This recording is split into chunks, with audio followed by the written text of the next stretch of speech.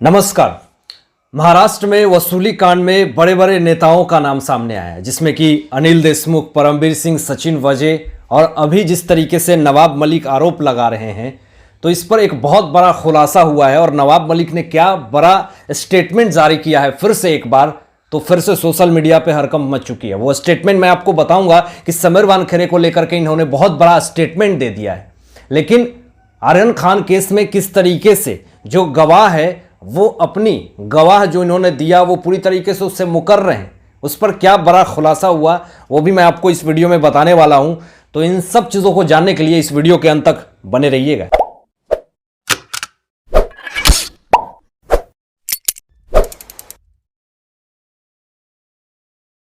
Antilia case में आप लोगों को पता होगा कि अनिल देशमुख किस तरीके से बढ़ चढ़ के सामने आते हैं और इन पर बहुत बड़ा वसूली का आरोप लगा हुआ है। 100 करोड़ के वसूली का आरोप लगा हुआ है। महाराष्ट्र के गृह मंत्री, जो अभी तो गृह मंत्री नहीं है, अभी पूर्व हो गए हैं, पूरी तरीके से अपने पद का गलत प्रयोग किया और वर्दी का गलत प्रयोग किया। वर्दी वाले लोगों को शिकार बना करके पूरी तरीके से बड़े बड़े बिल्डर, बड़े बड़े नेताओं और राजनेताओं से उगाही करी है।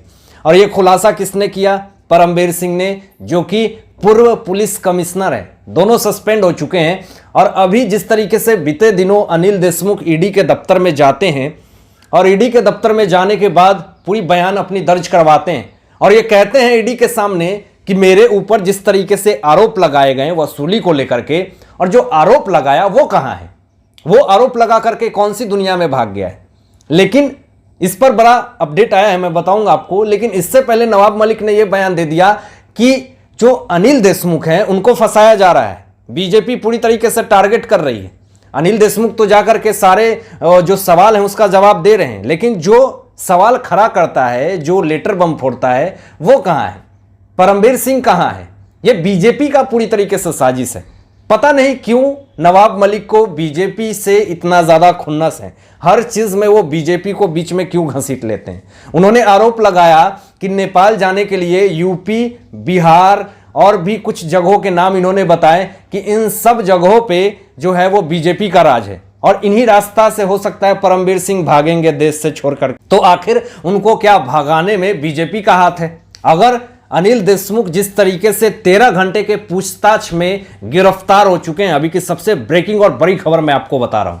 1:20 पे इनको गिरफ्तार किया गया। कल सोमवार को 11:20 पे पूछताछ जारी हुई। ईडी के सवालों को ये पूरी तरीके से गोलमोल कर रहे थे और कहीं ना कहीं ईडी इनके सवाल से सेटिस्फाई नहीं थी, जिस कारण से इनको अरेस्ट कर ली गई। आरोप ऐसे ऐसे हैं कि इसमें बेल मिलना मुश्किल है। कस्टडी ले ली गई है 7 दिन की और ये अपने जमानत के लिए कोर्ट में जाके अपील करेंगे। लेकिन यहां पे उससे पहले इन्होंने एक वीडियो जारी की और उस वीडियो में ये कहा कि जो मेरे ऊपर आरोप लगाए हैं वो कहां है, वो कौन से बिल में घुस गया है। जो आरोप लगाने वाला है वही यहां से पूरी तरीके से गायब है। तो ये सवाल पूरी तरीके से अनिल देशमुख जो है वो खड़े कर रहे हैं। लेकिन अब जिस तरीके से उनकी कस्टडी हुई है, तो यहां पर हो सकता है कि बड़े बड़े खुलासे हो सकते हैं। अब आपको यह भी बता दें कि परमबीर सिंह वो शख्स हैं जिन्होंने किस तरीके से कॉन्स्पिरेसी करके और अनिल देशमुख और सचिन वजे तीनों मिलकर के किस तरीके से अर्णव गोस्वामी को टीआरपी स्कैम में और अन्वय नायक के आत्महत्या मामले में इनको गिरफ्तार किया था। लेकिन आज देख लीजिए कि ये तीनों एक तलोजा जेल में है। मुंबई क्राइम ब्रांच और मुंबई पुलिस अरेस्ट की हुई है और उसके बाद अनिल देशमुख भी गिरफ्तार हो गए हैं और तीसरा जो परमबीर सिंह है उनके ऊपर भी गिरफ्तारी की तलवार लटक रही है। अब ऐसी स्थिति में महाराष्ट्र में सियासत सिक्का तो गर्म होगा ही, पॉलिटिक्स अपनी बात तो रखेंगे ही।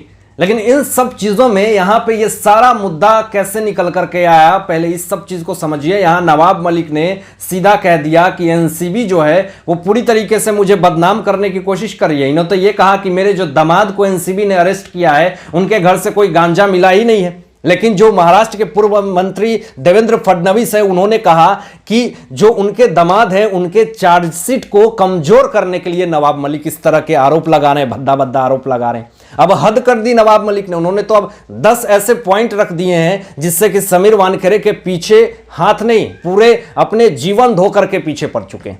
लग रहा कि पूरी तरीके से समीर वानखेड़े को पूरी तरीके से डिफेम करके उनके पूरी तरीके से जॉब को खा करके ये पीछे हटेंगे।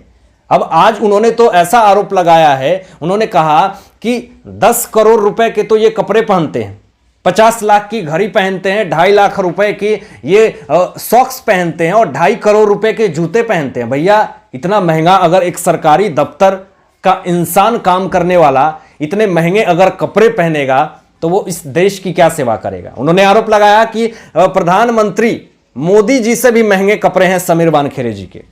लोगों ने कहा कि ये क्या सोच करके बोलते हैं, कुछ भी आकर के मीडिया कॉन्फ्रेंस में अपनी बात रख देते हैं। इनके बात का न कोई तथ्य होता न प्रूफ होता है, बस यूं ही अपनी बात को रख देते हैं। आखिर क्यों ये अपनी बात रख रहे हैं? क्योंकि इनको क्या एनसीबी को पूरी तरीके से डिफेम करना है, पूरी तरीके से बर्बाद करना है, पूरी तरीके से केंद्र सरकार को यहां पे ड्रग्स के मामले में जिस तरीके से वो आरोप पे आरोप जो लगा रहे हैं, जो पूरा नेक्सस को खत्म कर रहे हैं, उनके लिए क्या इनको बहुत ज्यादा दिक्कत हो रही है, मिर्च लग रही है? तो ये सारे आरोप नवाब मलिक के ऊपर लग रहे हैं। लेकिन ये जो ड्रग्स केस सामने आया है वो कहां से आया है?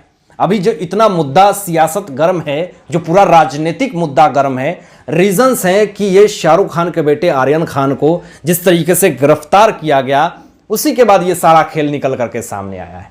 उसी तरीके से समीर वानखेड़े जी के ऊपर वसूली कांड और बार बार आरोप पे आरोप प्रत्यारोप नवाब मलिक लगा रहे हैं।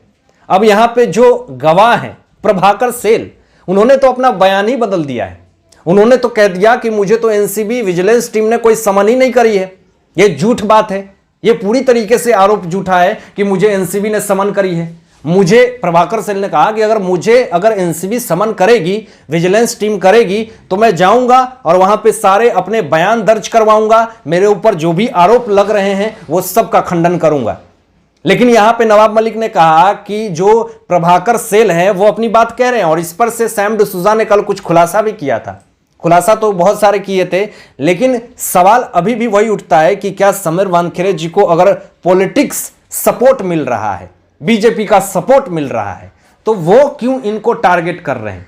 इस मामले में क्या पूरी तरीके से नवाब मलिक अपना पूरा जीवन, अपना पूरा पैसा उसमें लगाने के लिए तैयार है कि किसी तरीके से समीर वानखेड़े को यहां से हटाना है, तबादला करना है? लोगों ने सवाल किया कि समीर वानखेड़े जी के ऊपर इस तरह के आरोप लगा रहे हैं, क्या करके, क्या उगाही करके इस तरह के जो आरोप लगा रहे हैं? आप 10 साल में करोड़ों के मालिक हो गए, कैसे बिना किसी भी जॉब के? आप भी इसका सवाल दीजिए। आपके ऊपर भी पूरी तरीके से कार्रवाई होनी चाहिए, आपके ऊपर भी उगाही का कार्रवाई होना चाहिए। तो इस तरह के आरोप नवाब मलिक के ऊपर भी लग रहे हैं। देवेंद्र फडणवीस ने तो साफ कह दिया कि ये अंडरवर्ल्ड, ये पूरी तरीके से डी कंपनी का पूरा यहां महाराष्ट्र में पूरा गर्म है, सत्ता पूरी तरीके से पकड़ रखी है। और यही बहुत नजदीक थी समीर वानखेड़े जी पूरे नेक्सस को तोड़ने के लिए, इंटरनेशनल कनेक्शन को तोड़ने के लिए वो अपने लक्ष्य के बहुत ही नजदीक थे। हो सकता था कि वो डी कंपनी जो इंटरनेशनल कंपनी है उसका नाम सामने आ जाता, हो सकते उसके गुर्गे बहुत सारे पकड़े गए थे, वो अपने लक्ष्य के, अपने एम के बहुत करीब थे। क्या इसीलिए नवाब मलिक इस तरह का बयान दे रहे हैं ताकि उनका पूरी तरीके से माइंड जो है वो डेविएट हो जाए? ये एक बहुत बड़ा सवाल है, एक बहुत बड़ा मुद्दा है, और यही मुद्दा की वजह से आज पूरा महाराष्ट्र में पूरी सियासत गर्म है। और क्या ये सब चीजों पे एक बार फिर से पूरा राजनीतिक मुद्दा गर्म हो गया है, इसलिए कि सबको अपने कुर्सी को बचाने की पूरी फिक्र बनी हुई है? ये सवाल है, इसका जवाब आप दें। तो इन सब चीजों के और इन सारे बातों पे आप लोगों की क्या सोच है? आप लोग क्या सोचते हैं इस विषय में? अपने विचार जो व्यक्त कीजिएगा। मिलते हैं एक लेटेस्ट ब्रेकिंग न्यूज के साथ, तब तक अपना ध्यान रखें, ख्याल रखें। Thanks for watching my